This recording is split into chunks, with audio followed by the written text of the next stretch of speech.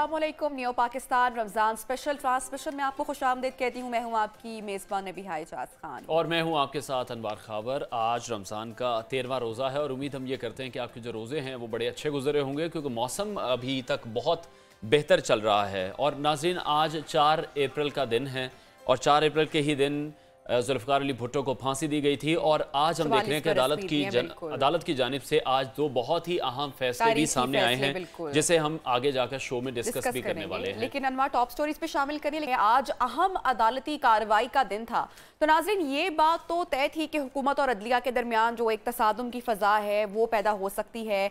3-2 और 4-3 की लड़ाई मजीद आगे बढ़ेगी और हुकूमत का फुल कोर्ट पर इसरार और अदालत के 3 रुकनी बेंच, इस सब मुल्क और रियासत के लिए ठीक नहीं हो रहा। बिल्कुल ऐसे ही है। और शारे दस्तूर पर हम देख रहे हैं कि वाकई जो हुकूमती ऐवान है उनमें एक शदीद कशमकश की कैफियत पैदा हो चुकी है।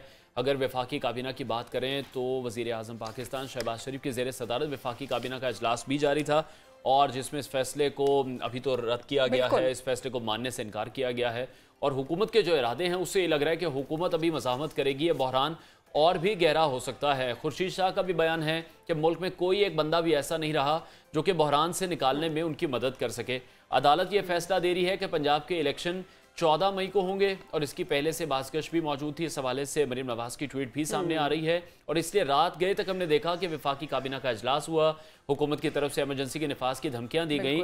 बिलावल भुट्टो ने भी इस तरफ इशारा किया। अच्छा अनवार, हमने देखा कि कल भी काफ़ी हैपनिंग रहा और फैसला कल महफूज कर लिया गया था सुप्रीम कोर्ट के जजेस की जानिब से, जो कि आज सुनाया गया, जिसके बाद वफाकी काबीना का इजलास काफ़ी देर तक जारी रहा। और वफाकी काबीना के इजलास में यही फैसला किया गया, यही कहा गया है कि सुप्रीम कोर्ट का जो आज आया फैसला है उसको मुस्तरद कर दिया गया है इलेक्शन कमीशन के मुतालिक इस फैसले को। अब देखना यह है कि पीडीएम जो है वो क्या जो है हिकमत अमली होती है या क्या किया जाता है।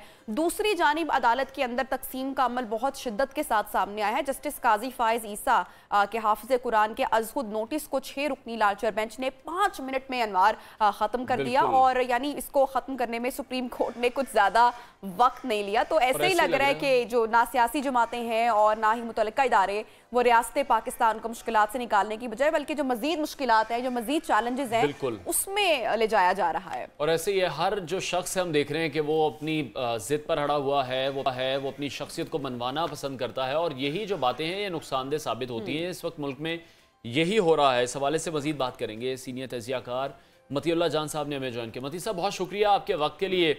एक दिन में फैसले आए हैं, आप क्या समझते हैं तारीख में फैसले किस तरह से याद रखे जाएंगे? आज ही के दिन जुल्फ़िकार अली भुट्टो को भी फांसी दी गई थी। जी हाँ, बहुत शुक्रिया जी। ये महज इत्तफाक भी हो सकता है, मगर कोई इतना हसीन इत्तफाक नहीं है।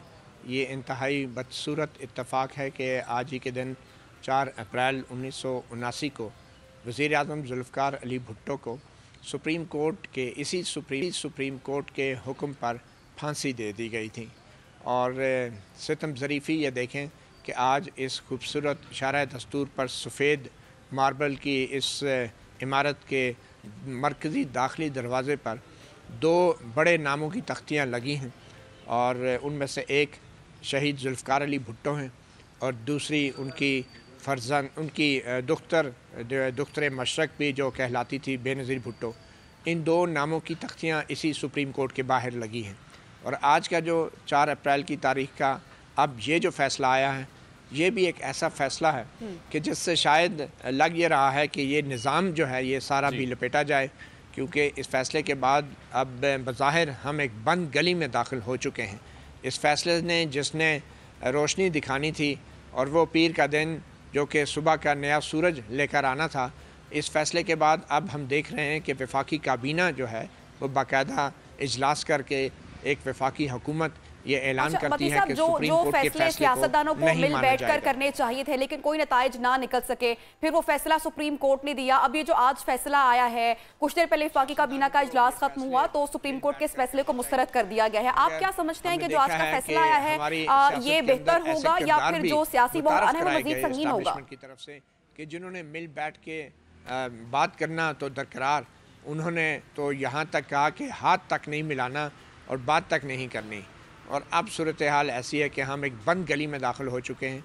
सुप्रीम कोर्ट जो किसी भी मुल्क की आला तरीन अदालत होती है, जो इंसाफ के हसूल की आखिरी जगह होती है, जिसके बाद कहीं से ना शहरियों को, ना इदारों को और ना किसी हुकूमत को इंसाफ मिल सकता है। सुप्रीम कोर्ट की तरफ से भी एक ऐसा फ़ैसला आया है जिससे वाज़े तौर पे लग रहा है कि शायद ये फ़ैसला चंद मुअज़्ज़ज़ जजों की ईगो का मसला ज़्यादा था और आइन और कानून की तशरीह का मामला कम था।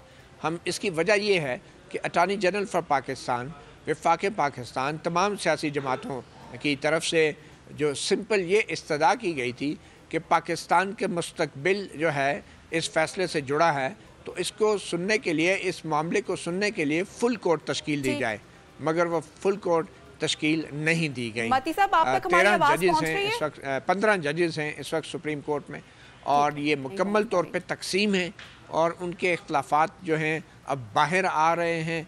हम देख रहे हैं कि चंद जजेस जो हैं वो खतूत लिख रहे हैं चीफ जस्टिस को, चंद जजेस जो हैं इख्तलाफी फ़ैसले लिख रहे हैं, बल्कि वो ये कह रहे हैं कि हमारे फ़ैसले जो हैं वो अक्सरियत के हैं, जबकि चीफ जस्टिस कह रहे हैं कि उनके फ़ैसले अक्सरियत के नहीं हैं, मेरे फ़ैसले अक्सरियत के हैं।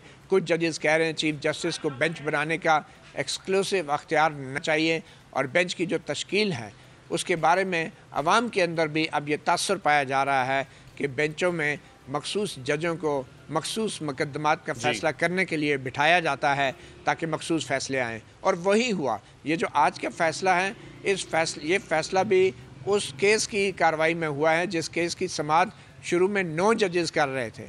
9 में से 2 जजेस जो हैं जस्टिस एजाजुल हसन, जस्टिस मुजाहिद नकवी, वो इस बेंच से हट गए, और फिर चीफ जस्टिस ने भी कमरा अदालत में ऐलान किया कि जस्टिस एजाजुल हसन और जस्टिस मुज़ाहिर अली अकबर नकवी ने रिक्यूज़ किया है, वो दस्तबरदार हुए। मगर फिर बाद में चीफ जस्टिस भी मुकर गए, और उन्होंने कल समाअत के दौरान कहा कि ये कहीं मैंने ऑर्डर में नहीं लिखा था कि वो रिक्यूज़ किया है। वो क्यों हटे, वो क्यों गए, चीफ जस्टिस ने कहा वो ये बताने के पाबंद नहीं हैं, और सिर्फ ये कह दिया कि जो 9 जजेस का बेंच था उसने मुझे ये अख्तियार दिया था हुक्म के ज़रिए कि वो नया बेंच तश्कील देंगे, बेंच की तश्कीलें 9 करेंगे। तो जब नया बेंच तश्कील दे दिया गया है तो फिर किसी जज का रिक्यूज़ करना जो है वो रेलेवेंट नहीं रहता, उसका कोई मतलब नहीं होता। तो नया बेंच जो है उसमें नए जज भी हो सकते थे, और बकौल चीफ जस्टिस उमर अता बंदियाल के ये महज इत्तफाक था कि उसमें वही पुराने 5 जजेस को फिर बिठाया गया। और फिर ये जो तनाज़ा है 4-3 का और 3-2 का, इस तनाज़े के होते हुए अब ये जो फैसला आया है तो यकीनी तौर पे इस मती साहब आपको हमारी आवाज़ आ रही है? फैसला ही रहेगा। मती साहब तक गालिबन हमारी आवाज़ नहीं पहुंच पा रही है। कोशिश करेंगे कि उनसे दोबारा कनेक्ट करें ताकि वो अगर हमारा सवाल सुन पाए तो हम गुफ्तगू को आगे भी मजीद कर सकें। क्योंकि नबी एक जानिब हम देख रहे हैं ये सूरत हाल बनी है, जबकि दूसरी जानिब सदर पाकिस्तान ही मोर्चा लगाए बैठे हैं। जो हुकूमत के फैसले हैं, पार्लियामेंट और सेनेट से जो पास शुदा बिल हैं, उस पर पहले भी हो चुका है और अभी भी यही कहा जा रहा है कि इसी का वेट किया जा रहा है कि उन्होंने जो पार्टी लाइन है उस पर अमल करना है, और ये काम वो पहले भी बखूबी कर रहे हैं, और यही कहा जा रहा है कि ये काम वो बखूबी करेंगे। पाकिस्तान तहरीक इंसाफ उनसे उम्मीदें लगाई बैठी है कि जो बिल भेजा गया है पार्लियामेंट की जानिब से, सदर साहब उस पर दस्तखत नहीं करेंगे। जस्टिस काजी फाइजा के जो हाफिज कुरान के असद नोटिस को हैं उसको 6 रुकनी लाचर बेंच ने 5 मिनट में ख़त्म कर दिया, और यही कहा जा रहा है कि इस पर भी काफ़ी उजला से काम लिया गया है, यानी उसको ख़त्म करने में सुप्रीम कोर्ट ने कुछ ज़्यादा वक्त भी नहीं लिया। और ऐसे लग रहा है कि ना सियासी जमातें और ना ही जो मुतल्लिका इदारे हैं वो रियासत पाकिस्तान को मुश्किलात से निकालने के लिए कुछ सीरियसनेस दिखा रहे हैं। मती साहब आप हमें सुन पा रहे हैं? जी मती साहब आप तक आवाज़ पहुंच पा रही है? मती साहब से दोबारा कनेक्ट करने की कोशिश करेंगे, गालिबन कुछ टेक्निकल वजूहात की बिना पर वो हमें सुन नहीं पा रहे हैं। अच्छा जी नाज़रीन, तो अब ये जो सुप्रीम कोर्ट का फैसला सामने आया है, जैसा कि आपको पहले भी हमने अपडेट किया कि वफाकी काबीना के इजलास में भी अनवार इस फैसले को रद्द किया गया है। दूसरी जानिब हम देख रहे हैं कि जो थिंक टैंक्स हैं वो भी इस फैसले पर मिला जुला रद्द अमल, ये जो मिला जुला एनालिसिस है वो ही शेयर किया जा रहा है। कहीं पर इस फैसले को आईनी करार दिया जा रहा है और कहीं पर यही कहा जा रहा है कि इसके ऊपर फुल कोर्ट जो है या फुल बेंच तश्कील देना चाहिए। हुकूमती मौक़िफ़ को भी जाहिर सी बात है रखना चाहिए। अच्छा, इसी पर पूरे मामले पर वज़ीर कानून का भी रद्द-ए-अमल सामने आया है आज़म नज़ीम तारड़ साहब का, और वो यही कह रहे हैं कि पंजाब और खैबर पख्तूनख्वा इल्तवा जो केस है इसका फैसला बेहतर होता, खुशाइंद होता अगर इस पर लार्जर बेंच तश्कील दिया जाता और उनकी जानिब से ही फैसला आता। तो पीडीएम की जानिब से, मौजूदा हुकूमत की जानिब से तो अब इस फैसले को अनवार, ये बात तो क्लियर है कि मुस्तरद कर दिया गया है। क्या हिकमत अमली अपनाई जाती है इन फ्यूचर, या इस पर इम्प्लीमेंट होता है, और क्या हुकूमत इम्प्लीमेंट करेगी या नहीं करेगी, ये भी एक बड़ा सवाल है। ठीक है, और जो मुख्तलिफ कानूनदान हैं वो ये एक और पॉइंट भी रेज कर रहे हैं, एक और एतराज़ भी उठा रहे हैं कि जो पंजाब के हवाले से डिसीजन आज लिया गया है, केपी के जो इंतखाबात हैं उस हवाले से अभी तक कोई फैसला सामने नहीं आया। तो ये एक बड़ा सॉलिड एतराज़ है कि पंजाब के जो इलेक्शंस हैं उसकी तारीख पहले क्यों अनाउंस कर दी गई है। और कल हमने देखा कि इरफान कादिर साहब भी कल कुछ और फरमा रहे थे, लेकिन अकरम शेख की जो दुहाइयाँ हैं वो भी काम नहीं आई, उनको भी अहमियत नहीं मिली। जस्टिस काजी फाइज ईसा के खुद नोटिस को भी सिरे से ख़त्म कर दिया गया है। मतीउल्लाह जान ने हमें एक बार फिर से ज्वाइन किया है। मती साहब, हमें सुन पा रहे हैं तो बताएगा कि आज के फैसले की खास बात आप क्या देख रहे हैं। पंजाब के जो इलेक्शंस हैं उसकी डेट तो अनाउंस कर दी गई है, उसका कह दिया गया है कि इस मुकर्रर वक्त में कराए जाएं, लेकिन केपी के इलेक्शन के हवाले से कोई बात नहीं हुई। देखें, मुझे ये लगता है कि जस्टिस उमरता बंदयाल और जस्टिस एजाजुल हसन, जिन दोनों का ताल्लुक़ लाहौर से है, पंजाब से है, वो ज़्यादा पंजाब में इलेक्शन में दिलचस्पी रखते थे। और पंजाब के इलेक्शन सबसे अहम इसलिए भी है मौजूद जजों के लिए भी, क्योंकि पंजाब सबसे बड़ा सूबा है और जो यहाँ पे जीतता है सूबाई में या कौमी असम्बली में वही वज़ीर आज़म बनता है।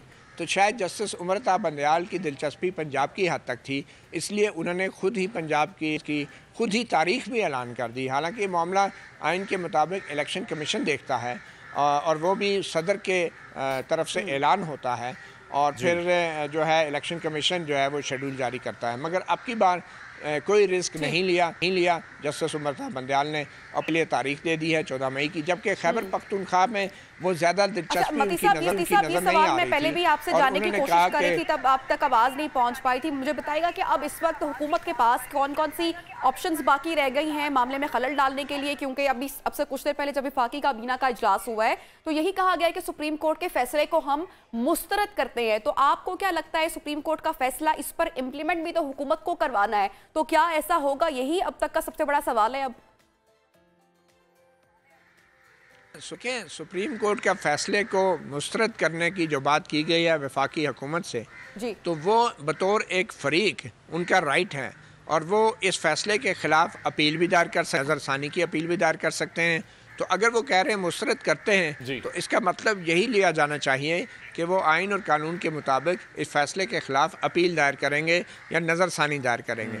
उसकी वफाकी हुकूमत के इस बयान से ये भी वाज़ेह होता है कि वो शायद अब इंतज़ार करेंगे मज़ीद 18 दिन तक, जब सदर आरिफ अलवी के पास जो इन्होंने कानून भेजा है कि सुओ मोटो के कार्रवाई में जो फ़ैसले होते हैं उनके ख़िलाफ़ अपील का भी एक राइट दे दिया गया है उस कानून में, तो वो कानून सदर आरिफ अलवी दस्तखत नहीं कर रहे।